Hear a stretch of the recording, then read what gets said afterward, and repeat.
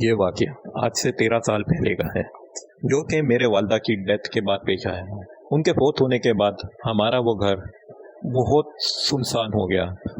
ہمارے گھر میں پہلے بہت رونق ہوا کرتی تھی، اب وہ گھر ہمیں کاٹ کھانے کو دوڑتا تھا۔ میرے والد صاحب نے مجھ سے کہا کہ کچھ دن اپنے تایا کے گھر رہنے چلے جاؤ، کیونکہ وہ جانتے تھے کہ میری اپنے تایا کے بیٹوں سے بہت بنتی ہے۔ انہوں نے مجھے اپنی بائک دی، انہوں نے مجھے کہا کہ تم اپنے تایا کے گھر چلے جانا، لیکن ایسے ٹائم پر نکلنا کہ تمہیں وہاں پہنچنے سے پہلے شام ہو جانا ہو اور تم مغرب سے پہلے پہلے اس گاؤں میں پہنچ جاؤ۔ اس گاؤں کا سفر ہمارے گھر سے تقریباً 2 سے 2.5 گھنٹے کا تھا۔ اسی وجہ سے میں اگلے دن وہاں کے لیے نکلتا ہوں۔ بخیر و عافیت میں وہاں پہنچ گیا۔ انہوں نے میرا بہت اچھے سے استقبال کیا۔ میرے تایا کی فیملی بہت اچھی ہے، ہمیں کافی عرصہ ہو گیا تھا ان سے ملے ہوئے۔ میرے والدہ کی ڈیتھ پر بھی صرف میرے تایا آئے تھے اور ان کا ایک بیٹا۔ چونکہ میری تائی اماں بہت بیمار رہتی تھی، اس وجہ سے وہ نہیں آ سکی تھی، لیکن میں اپنی والدہ کے صدمے سے ابھی نکل ہی نہیں پا رہا تھا۔ مجھے کچھ بھی اچھا نہیں لگ رہا تھا۔ میرا وہ کزن اپنے ساتھ مجھے کھیتوں میں لے گیا تاکہ میرا دل بہل جائے۔ شام کو جب ہم تھک ہار کر گھر پر آئے، ہم نے کھانا کھایا اور بستر پر لیٹ گئے۔ کچھ دیر باتیں کرنے کے بعد، کیونکہ ہم بہت تھک چکے تھے، ہمیں نیند آ گئی۔ رات کے تقریباً 3 بجے کے ٹائم پر میری آنکھ کھلتی ہے، مجھے اپنی تائی اماں کے چلانے کی آواز آتی ہے۔ وہ اپنے روم میں اتنے بھیانک طریقے سے چلا رہی تھی کہ جیسے کوئی ڈر کر اتنی بری چیخیں مار رہا ہو۔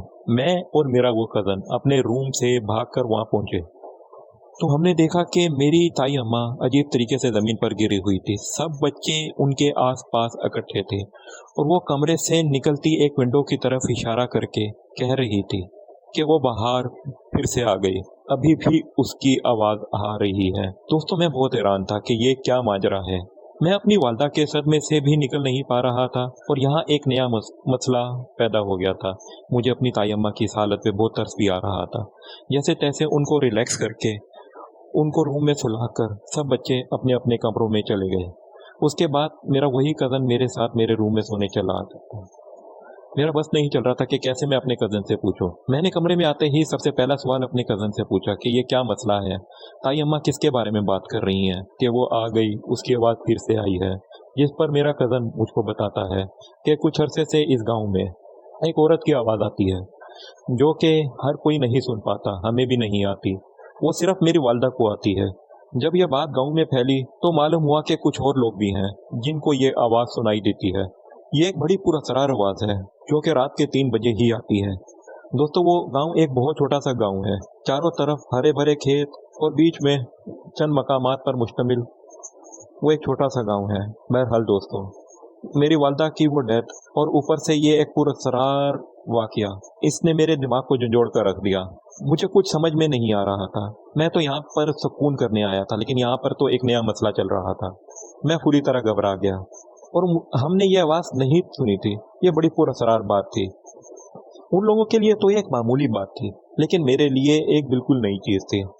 اب میرے دماغ میں وہی چیز ہر وقت گھوم رہی تھی۔ اب میرا وہاں بھی دل نہیں لگ رہا تھا۔ میرا دل کیا کہ میں صبح ہوتے ہی یہاں سے نکل جاؤں۔ خیر، جیسے تیسے کر کے مجھے نیند آئی اور میں صبح جلدی اٹھ گیا۔ میرا وہ کزن اور میں صبح ناشتہ ایک ساتھ کر رہے ہوتے ہیں۔ میں نے اپنے کزن سے کہا کہ میں تمہیں اللہ حافظ کر دوں کیونکہ تم کھیتوں میں جاؤ گے اور میں اپنے گھر کی طرف نکل جاؤں گا، میرا آخری دن ہے۔ جس پر وہ مجھ سے ناراض ہوا اور اس نے مجھے رکنے کا کہا کہ تم ابھی تو آئے ہو اور تمہیں جانے کی اتنی جلدی کیوں ہے، کچھ دن ہمارے ساتھ رکو۔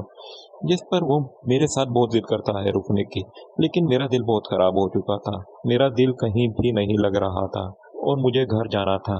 بہرحال بہت ضد کرنے کے بعد وہ ایک بات پر ایگری ہوتا ہے کہ ٹھیک ہے، تم جانا چاہتے ہو تو چلے جاؤ، لیکن ابھی نہیں، تم شام تک کا ویٹ کرو، میں کھیتوں میں جاؤں گا اور اپنے گاؤں کی کچھ سوغاتیں اپنے ہی کھیتوں سے لا کر تمہیں دوں گا، تم وہ ساتھ لیتے جانا۔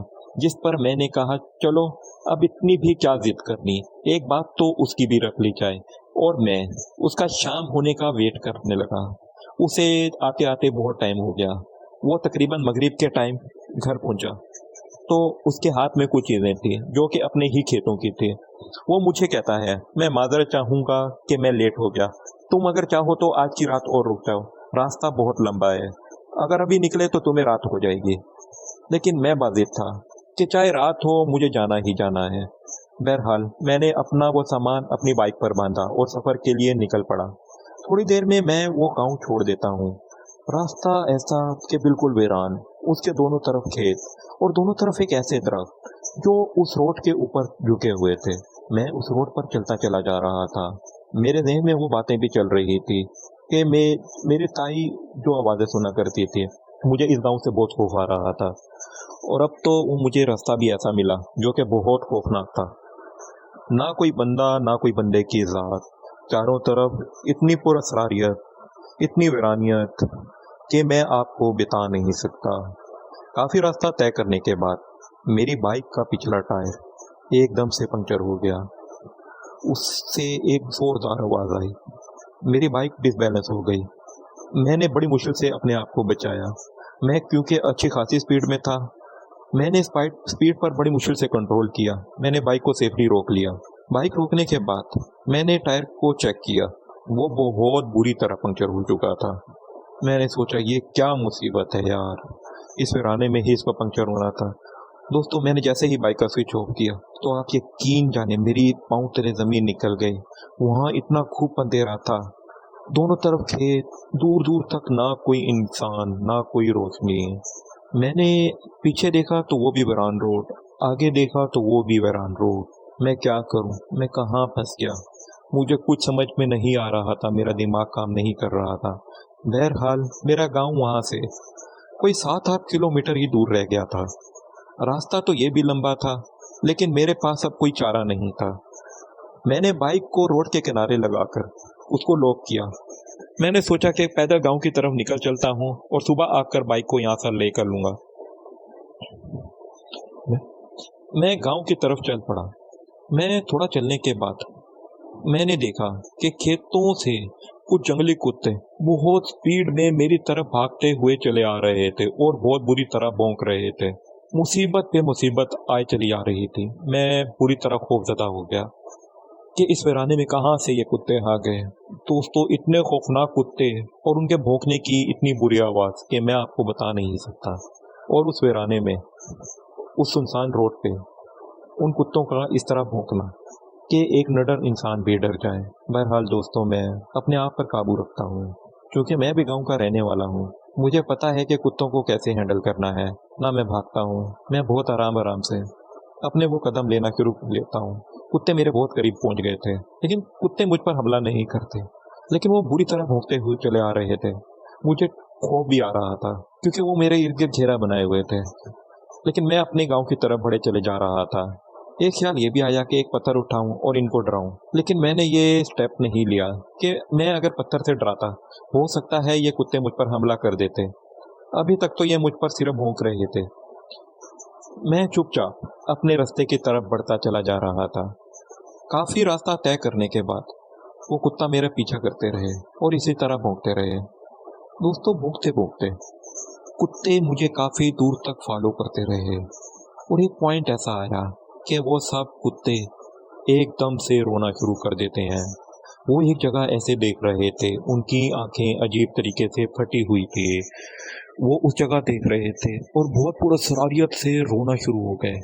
कभी आपने रात को कुत्ते को रोते देखा है? बिल्कुल ऐसे ही वो कुत्ते अजीब तरीके से रोना शुरू हो गए। ये क्या अजीब बात थी। थोड़ी देर पहले ये कुत्ते मुझ पर बुरी तरह भौंक रहे थे कि जैसे ये मुझ पर हमला कर देंगे। अब ना जाने क्या चीज़ देख के वो इतने अजीब तरीके से रोना शुरू हो गए थे। कुछ कुत्ते तो पीछे की तरफ भाग गए थे और कुछ कुत्ते वहीं पे अजीब तरीके से उस जगह देख रहे थे और रो रहे थे। बहरहाल उनमें से एक कुत्ता सबसे अलग था लगता। वो कुत्ता मेरे बहुत करीब आया। मैं अपने गांव की तरफ बढ़ता चला जा रहा था। उस कुत्ता मेरे शलवार के पांचे को मुंह से पकड़े मुझे वापसी की तरफ खींचना चाह रहा था, जैसे वो मुझे रोकना चाह रहा हो कि आगे मत जाओ। दोस्तों उस अंधेरे में मुझे कुछ समझ में नहीं आ रहा था कि ये कुत्ते किसको देखकर अजीब तरीके से रो रहे हैं। मेरे कदम तो वैसे ही बहुत स्लो हो चुके थे। मुझे कुछ अजीब सी वाइब तो पहले ही आ रही थी कि वहाँ ज़रूर कुछ है, और वही हुआ। उस कुत्ते के मुझे रोकने से अंदाज़ा हो गया कि शायद वहाँ ज़रूर कुछ गलत है। और दोस्तों जिस चीज का डर था वही हुआ। जिस तरफ वो कुत्ते पुरअसरार तरीके से देख कर रो रहे थे, मेरी नज़र उस तरफ जाती है। मैंने देखा कि वहाँ दरख्तों से भी बड़े कद की कोई अजीब सी मखलूक। पहले तो मैंने उस पर गौर नहीं किया था, लेकिन जब उसने हरकत की तो मुझे अंदाज़ा हुआ कि ये तो कोई अजीब सी मखलूक खड़ी हुई है। मुझे तेज़ पसीने आने लगे। मैं समझ चुका था कि वो सब कुत्ते इस मखलूक को देख के रोना शुरू हो गए थे। बहरहाल दोस्तों, जिस तरफ मुझे जाना था वो मखलूक उसी रास्ते पर खड़ी थी। वापसी का रास्ता मुझे समझ में नहीं आ रहा था। मेरे सीधे हाथ की तरफ खेत थे। मुझे कुछ ना सूझा। मैं उन खेतों में छलांग लगाकर भागना शुरू कर दिया। भागते भागते दूर एक गांव की रोशनी मुझे नजर आई। कुछ ही लाइटें वहां की जल रही थी। मैंने उन रोशनियों की तरफ देखा और दौड़ लगा दी। भागते भागते मैं उस गांव में पहुंच गया। उस गांव के पहले ही घर के दरवाजे को मैंने जोर जोर से बजाना शुरू कर दिया।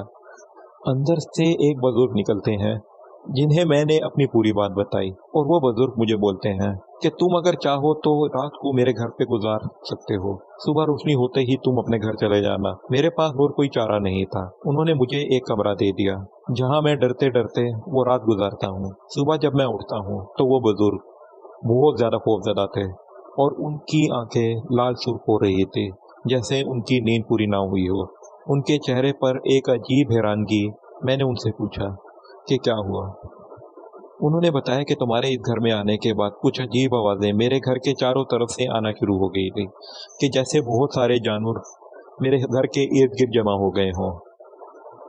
मैं समझ चुका था, क्योंकि तुम मुझे पूरी बात बता चुके थे, कि वो मखलूक तुम्हारा पीछा करते करते पूरी रात मेरे घर के आसपास रही, और मैंने पूरी रात कुरानी कलमात, आयतल कुर्सी और जो भी मुझे आता था मैं पढ़ता रहा, जिससे वो मखलूक हम पे असर ना कर सके, और मेरी पूरी रात इसी में गुजर गई। तुम चूंकि बहुत थके हुए थे और तुम्हें इस चीज़ का अंदाज़ा नहीं हुआ। कुछ अरसे से सुना है, कुछ आसपास के गांव में एक छलावा है जो कि अपने रूप बदलता है और लोगों को रास्ते में बहुत बुरी तरह डराता है। वो नुकसान तो नहीं पहुंचाता। ये वाकया कई लोगों के साथ हो चुका है। और फौरन से मुझे अपनी ताई की वो बात याद आ गई कि रात को 3 बजे उनको अजीब सी और पुरस्कार आवाज़ सुनाई देती है। मैं समझ जाता हूँ कि वो बात भी बिल्कुल सच होगी। तो मेरे साथ ये एक वाकया था जो मैंने सोचा आपके साथ शेयर करूँ। तो दोस्तों, अगर आपको ये स्टोरी अच्छी लगी है तो मेरी वीडियो को लाइक कर दीजिएगा और चैनल को सब्सक्राइब कर लीजिएगा। दोस्तों, अपना बहुत ख्याल रखिएगा और दुआओं में याद रखिएगा। अल्लाह हाफिज।